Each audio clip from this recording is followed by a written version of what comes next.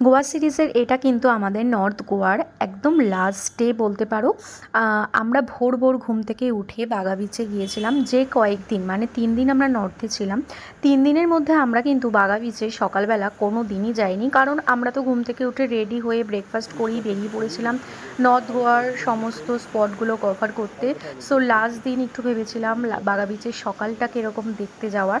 তো একদম জলটা পুরো স্বচ্ছ ব্লু কালার বলতে পারো, দেখে তোমরা বুঝতেই পারছো। চারিদিকে এরকমভাবে চেয়ার দিয়ে সাজানো আছে। এখানে আমি কিছুক্ষণ বসেছিলাম, আমার ভীষণ রিল্যাক্স লাগছিল ওখানে বসে থাকতে। আমার একটু ম্যাসাজ নেওয়ার ইচ্ছা ছিল, কিন্তু এত সকালে আমরা যেহেতু গিয়েছিলাম, আমরা 7টার সময় ওখানে গিয়েছিলাম, 8টার মধ্যে ওখান থেকে বেরিয়েও গিয়েছিলাম। তো দুর্ভাগ্যবশত আর পেলাম না। যাই হোক, তারপর ওখান থেকে আমরা হোটেলে এসে ব্রেকফাস্ট করি। এটা ছিল আমাদের হোটেল।